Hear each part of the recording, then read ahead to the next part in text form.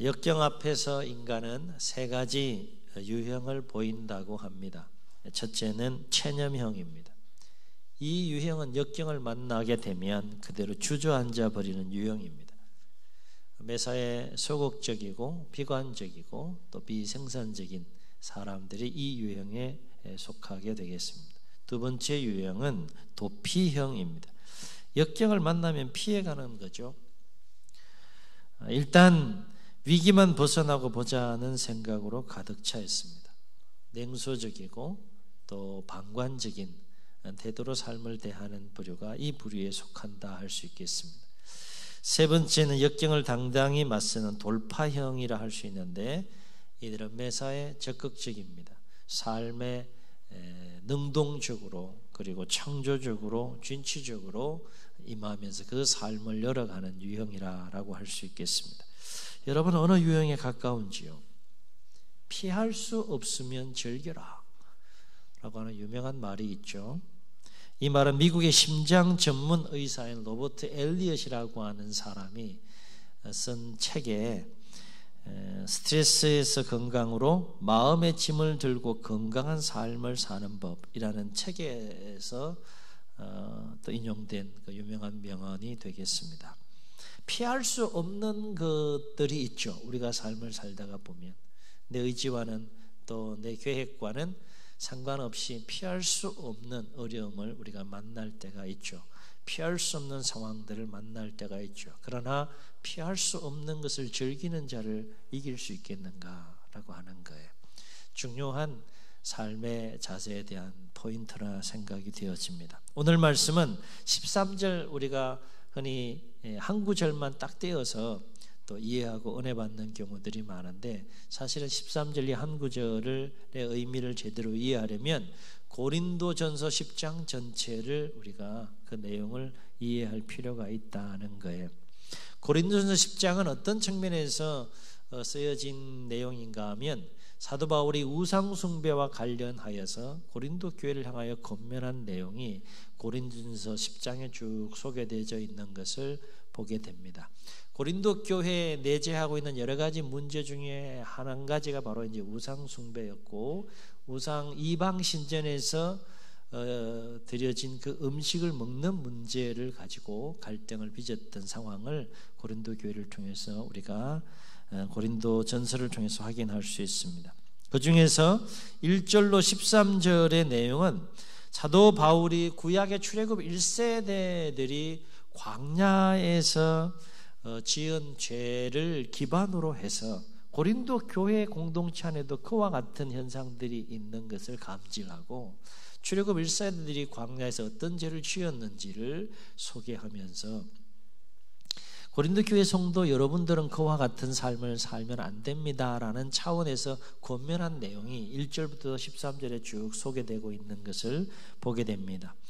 이를테면 모세 시대 이스라엘 백성들은 하나님의 놀라운 구원을 받고 인도하심을 받고 돌보심을 받는 가운데 그 여정을 감당해 감에도 불구하고 그들은 하나님 앞에 죄악을 범하게 되고 그로 인해서 결국 하나님의 그 심판으로 인해서 멸망을 당하게 된다라고 하는 내용이 소개되고 있는 것을 보게 돼요. 이와 관련해서 바울은 먼저 1절로 4절에서 출애굽 세대가 어떠한 하나님의 은혜를 입었는지를 소개하는데 이를테면 구름기둥 불기둥으로 하나님께서 그들을 인도하셨다라는 부분에 대해서 이야기를 합니다. 그리고 하나님의 초자연적인 개입과 권능의 역사가 아니고서는 일어날 수 없었던 홍해를 마른 땅을 밟고 건너는 사건에 대해서 소개합니다. 아울러서 물이 없을 때 반석에서 물을 솟게 하셔서 그 반석에서 솟아나는 물을 마시게 하시는 일을 베푸신 그 하나님의 은혜에 대해서 소개합니다. 여러 가지 일들이 있지만 대표적으로 이 세 가지와 관련된 출애굽 1세대가 하나님 앞에 하나님께 입은 은혜들을 소개하면서 1절로 4절의 그 내용을 고린도 교회를 향하여서 또 말씀하고 있는 것을 보게 됩니다. 그러면서 6절로 10절에 보게 되면 그럼에도 불구하고 하나님의 엄청나고 놀라운 은혜가 그 출애굽 1세대에게 임했고, 그리고 여전히 그 은혜 안에 그들이 있음에도 불구하고 그들이 멸망할 수밖에 없었던, 광야에서 실족하여 멸망할 수밖에 없었던 대표적인 몇 가지 죄에 대해서 쭉 소개하는 것을 6절로 10절에서 우리가 확인할 수 있는데, 첫 번째 1세대가 지은 죄가 뭔가 하면 그 엄청난 하나님의 은혜를 입었고 여전히 은혜 안에 있음에도 불구하고 그들은 그들의 하나님을 버리고 그 하나님을 대신하여 금송아지를 만들어서 우상 숭배하는 죄를 지었다라고 말을 합니다. 두 번째 지은 죄에 대해서 소개하는 것은 뭔가 하면 이스라엘 백성들이 시딤에 머물러 있을 때에 바알을 숭배하는 모압의 여자들의 유혹에 빠져서 바알 신전에서 우상을 숭배하며 음행을 저지른 죄에 대해서 소개하는 것을 보게 돼요.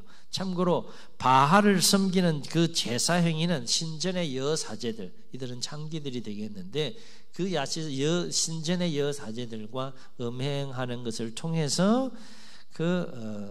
바알을 섬기는 제사 행위를 했는데, 그러므로 이 바알 숭배에 있어서 음행은 우상 숭배와 더불어서 떨어질 수 없는 그런 관계인 것을 알 수 있게 됩니다. 여하튼 시딤이라는 곳에서 바알을 섬기는 모압 여자들의 유혹에 이끌려서 이스라엘 백성들이 광야에서 음행을 저지른 죄에 대해서 소개합니다. 세 번째 죄는 민수기 21장 4절로 9절에서 소개되고 있는 그 유명한 불뱀 사건에 관한 이야기를 소개하는데, 하나님께서 이스라엘 백성들을 길을 인도하실 때 좀 더 빠른 길로 얼마든지 인도할 수 있음에도 불구하고 길게 멀리 돌려서 우회시켜서 인도하는 그 하나님의 인도하심에 대하여 이스라엘 백성들이 불만을 품고 원망함으로 말미암아서 하나님께서 불뱀을 보내서 이스라엘 백성들을 치시는 그 사건에 대해서 소개를 합니다. 이를테면 이스라엘 백성들은 하나님께 원망하기를 어떻게 원망했는가 하면, 야, 하나님이 우리 죽이기 위해서 물도 없고 먹을 것도 없는 이 광야로 인도하신다 라고 그렇게 막 원망을 하는데, 그러한 모습과 그러한 행위가 하나님을 시험하는, 하나님 어떻게 하시는지 보자, 우리가 이렇게 할 때 어떻게 하시는지 보자, 이렇게 하나님을 시험하는 행위가 되어서 결국 하나님의 진노가 그들에게 임해서 불뱀을 보내서, 나중에는 노뱀으로 또 결국은 은혜를 베푸시지만 어쨌든 불뱀을 보내서 이스라엘 백성들을 죽이시는 그 사건에 관한 죄에 대해서, 하나님을 시험한 죄에 대해서 바울은 소개합니다. 마지막 한 가지 더 소개하는데, 그것은 뭔가 하면 구체적인 그 본문에 대해서는 소개하고 있지 않지만 광야 40년 여정길에 이스라엘 백성들이 하나님의 인도하심에 대하여 늘 원망하고 불평했던 그 죄에 대해서 소개하는 것을 보게 됩니다. 그래서 바울은 이러한 과거 광야 세대의 그 죄악으로 인한 멸망은 현재 고린도 교회 성도들이 참된 그리스도인으로서 어떻게 삶을 살아야 하는지에 대한 좋은 교훈과 본보기가 된다라고 말하면서, 너희는 그들과 같이 옛 모세 시대 출애굽 1세대와 같이 하나님을 대신하여 우상 숭배하지 말라. 너희는 그들과 같이 음행하지 말며, 너희는 그들과 같이 하나님을 시험하지 말며, 너희는 그들과 같이 어떤 상황 속에서도 하나님을 원망하나 불평하지 말라라고 그렇게 권면하는 내용을 1절로 10절에서 우리가 확인할 수 있습니다. 그러면서 바울은 오늘 우리가 읽은 13절의 말씀을 하게 되는데, 바울은 오늘 말씀에서 강조하는 것이 있어요. 13절 이 말씀에서 앞에 1절로 10절까지의 이야기를 쭉 출애굽 1세대와 관련된 그 죄악을 쭉 소개하면서 13절에서 연관하여서 사도 바울이 고린도 교회 성도들이 주목하고 다시 한번 상기해야 될 중요한 포인트 한 가지를 강조하는 것이 있어요. 무엇을 강조합니까? 이것을 강조하는데, 그것은 뭔가 하면 한번 따라해 보시겠습니다. 하나님은 미쁘신 분이시다. 바울은 13절을 통하여서 하나님은 미쁘신 분이신 것을 강조하는 것을 보게 됩니다. 여기서 미쁘시다, 미쁘다라고 그렇게 번역된 헬라어 원어는 피스토스라고 하는 원어를 사용하는데, 성경을 읽어보면 믿음이라는 단어로 번역된 것이 있어요. 이 믿음이라는 단어가 똑같이 피스토스입니다. 여기서 미쁘다로 번역됐지만 다른 곳에서는 믿음으로 번역이 되는 그 단어가 바로 피스토스인데, 이 미쁘다라고 번역된 헬라 원어의 그 의미는 뭔가 하면 신뢰할 만한, 믿을 만한, 신실한, 이런 뜻을 가지고 있는 단어가 바로 피스토스라고 하는 거죠. 그러니까 하나님은 어떤 분이라는 거예요? 어떤 상황 속에서도 우리가 의지하고 믿고 신뢰할 만한 분이 바로 하나님이시다는 거예요. 그 하나님이 미쁘신 하나님이시라는 거예요. 그렇다면 왜 바울은 하나님이 미쁘시다라고 하는 것을 고린도 교회를 향하여서 그렇게 강조하고 있는 것일까? 1절로 10절에서 소개된 내용과 연관해서 사도 바울은 하나님은 참 미쁘신 분이세요, 이것을 강조하고 있는데, 왜 바울은 그러면 고린도 교회를 향하여서 하나님은 미쁘신 하나님이시라고 그렇게 강조하고 있는가? 13절을 통해서 이와 관련해 두 가지 분명한 이유를 우리가 확인할 수 있는데, 첫째는 하나님은 사람을 시험할 때 사람이 감당할 수 없는 시험을 주시지 않는다는 거예요. 아멘. 이것은 신약에 예수님께서 마태복음 25장에 보게 되면 달란트 비유하시는 것을 보게 되는데, 달란트 비유의 주인이 나오죠. 그 주인이 어디를 떠나면서 3명의 종에게 달란트를 나누어 주는데, 한 종에게는 5달란트, 한 종에게는 2달란트, 한 종에게는 1달란트를 나누어 주면서 떠나는 장면을 보게 되는데, 성경을 보게 되면 주인이 그 각 종에게 달란트를 나누어 주는 기준이 어디에 있었다고 했습니까? 보면 각각 그 재능대로, 그렇게 성경은 말해요. 무슨 얘기예요? 주인은 잘 알고 있었다는 거예요. 이 종은 5달란트를 충분히 맡을 수 있어. 이 종은 2달란트를 맡을 수 있어. 이 종은 2달란트나 5달란트를 맡을 수 있는 능력이 안 되기 때문에 1달란트는 충분히 맡을 수 있어. 이렇게 각각 주인은 그 종들이 어느 정도 그 달란트를 맡을 수 있는지에 대한 능력을 분명히 알았고, 연약함과 한계도 분명히 알아서 인격적으로 알아서 감당할 수 있는 분량만큼 맡겼다는 거예요. 마찬가지로 하나님은 사람을 시험할 때 여러 가지 다양한 상황, 다양한 일들로 하나님은 사람을 시험하시게 되는 것을 보게 되는데, 사람을 시험할 때 그냥 무작정 시험하시는 것이 아니라, 너라면 이 시험은 충분히 감당할 수 있어 라고 판단하시고 그 시험을 그 사람에게 허락하신다는 거예요. 내가 체감하고 내가 느끼기에는 나는 도저히 감당할 수 없는 시험이다라고 그렇게 느끼고 생각할지 몰라도, 하나님 입장에서 바라볼 때는 충분히 감당할 수 있다라고 판단하는 그 시험을 인격적으로 허락하신다라고 하는 거예요. 물론 여기서 말하는 시험은 헬라 원어적인 의미로는 시련이라는 의미도 있고 유혹이라는 의미도 있는데, 오늘 본문에서는 두 가지 의미를 다 내포하고 있다라고 할 수 있겠습니다. 두 번째, 바울은 왜 고린도 교회를 향하여서 미쁘신 하나님에 대하여 강조하고 있는가? 또 한 가지 이유는 뭔가 하면, 하나님은 사람을 시험할 때 마냥 시험하지 아니하시고 반드시 피할 길을 예비하시고 출구를 만들어 놓으시고 그렇게 사람을 시험한다는 거예요. 그러니까 모든 시험에는, 하나님이 시험하는 모든 시험에는 뭐가 있다는 겁니까? 사람이 그거를 알고 깨닫지 못할 뿐이지 피할 길이 있다는 거예요. 탈출구가 있고 출구가 있다는 거예요. 다만 피할 길이, 그 출구가 하나님의 섭리 가운데 가려져 있어서 사람이 깨닫지 못하는 경우가 있을지 몰라도, 반드시 하나님이 사람을 시험할 때에는 출구가 있다는 겁니다. 피할 길을 예비해 놓으시고 그리고 사람을 시험하신다는 거예요. 그러니까 안전장치를 뭐예요? 다 해놓으시고 사람을 시험하신다는 거예요. 이것이 하나님의 섭리라는 겁니다. 미쁘신 하나님의 섭리라는 거예요.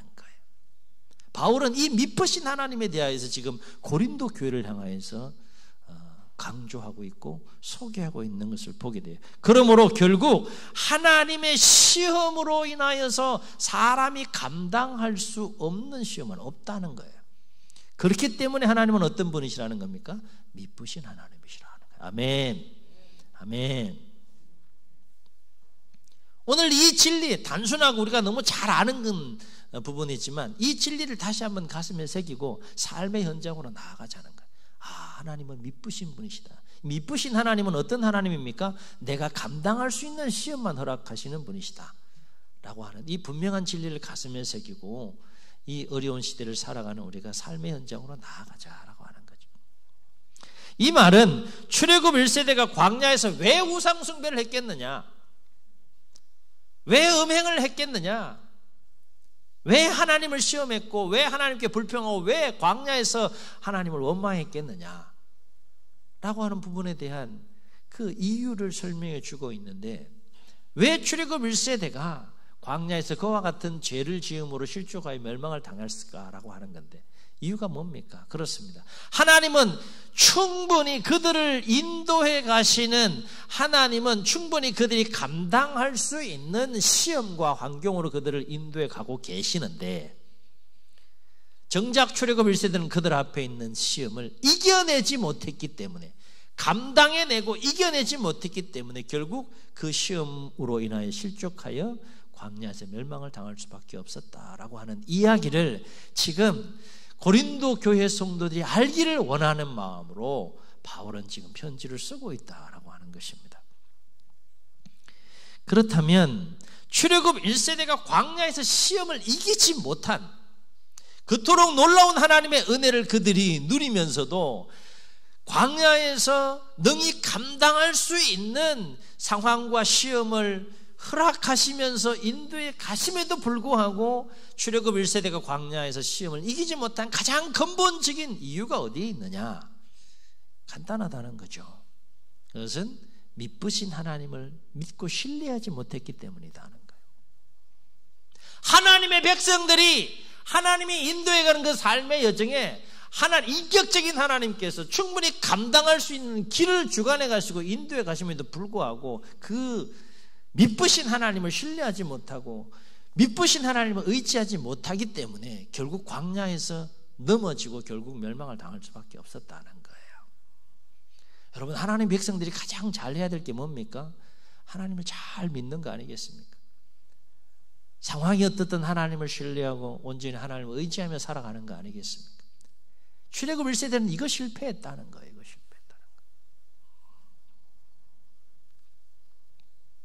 만약에 출애굽 1세대가 미쁘신 하나님을 믿고 신뢰했다면 왜 실족했겠습니까? 여러분, 하나님이 무능하신 분이십니까?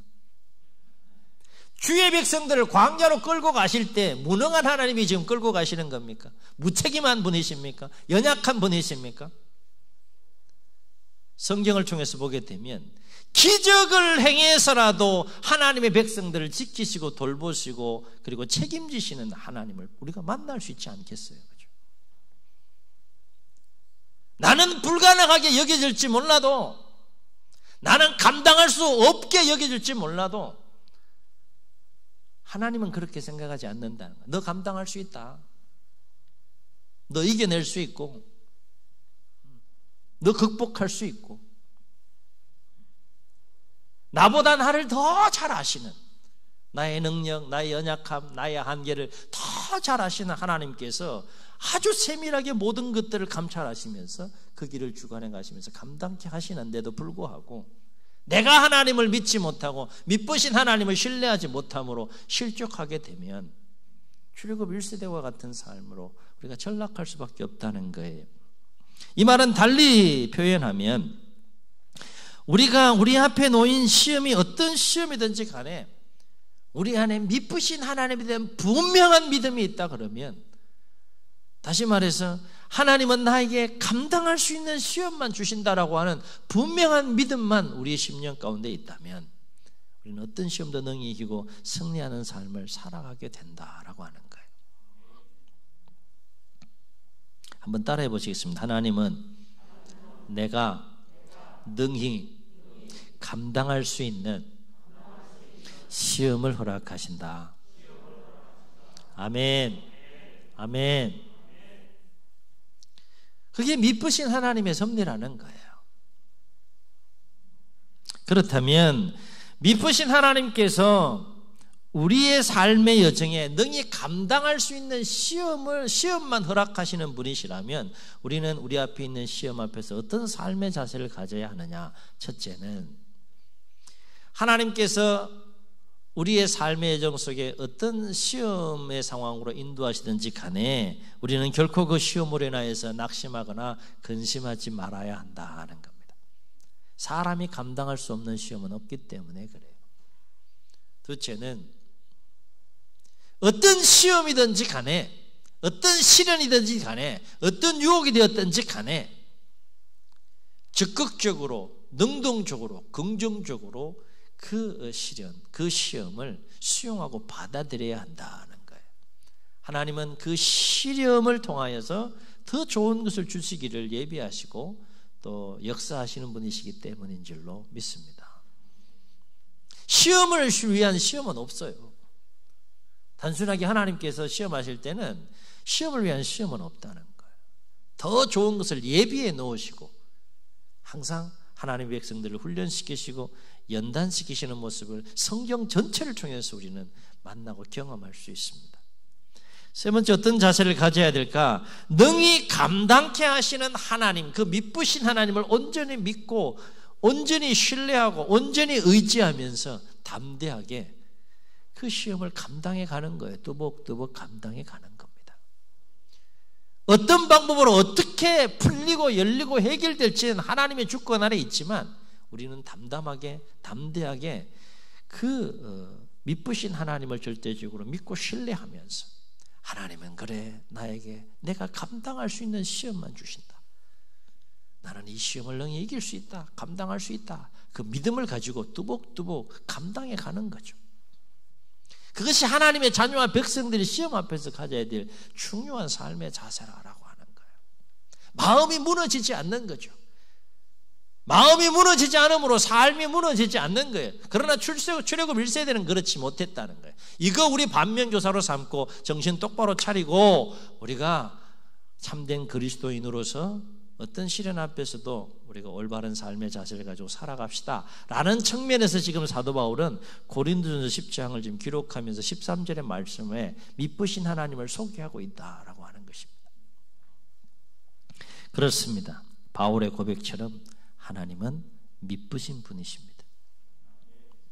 미쁘신 하나님은 결코 우리가 감당할 수 없는 시험을 주시지 않습니다. 바로 없기는 2021년도 우리가 새해를 이제 한 달 마지막 주 예배를 드리고 있는데 하루하루 살아가면서 코로나를 비롯해서 여러 가지 삶의 또 상황과 어려움들을 만난다고 할지라도 결코 낙심하거나 근심하지 마시고 오히려 미쁘신 하나님, 능히 감당케 하시는 그 미쁘신 하나님, 그 하나님에 대한 온전한 믿음을 가지고 그 하나님을 의지하며 담대하게 모든 시험들을 넉넉하게 이기고 승리하는 우리 모두가 되시기를 주의 이름으로 축원합니다. 우리 말씀을 기억하시면서 우리 함께 찬양하시고 함께 기도하시도록 하겠습니다.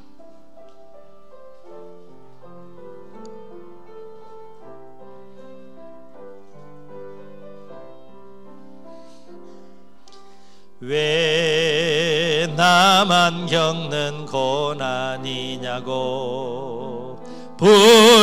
불평하지 마세요. 고난의 뒤편에 있는 주님이 주실 축복 미리 보면서 아멘. 너무 견디기 힘든 지금 이 순간에도 주님이 일하고 계시잖아요. 남들은 지쳐 앉아 있을지라도 당신만은 일어서세요. 왜 이런 슬픔 찾아왔는지, 왜 이런 슬픔 찾아왔는지 원망하지 마세요. 당신이 잃은 것보다 주님께 받은 은혜 더욱 많음에 감사. 아멘 아멘. 너무 견디기 힘든 지금 이 순간에도 주님이 일하고 계시잖아요. 남들은 지쳐 앉아 있을지라도 당신만은 일어서세요. 힘을 내세요. 힘을 내세요. 힘을 내세요. 주님이 손잡고 계시잖아요. 주님이 나와 함께함을 믿는다면 어떤 역경도 이길 수 있잖아요. 힘을 내세요. 힘을 내세요. 힘을 내세요.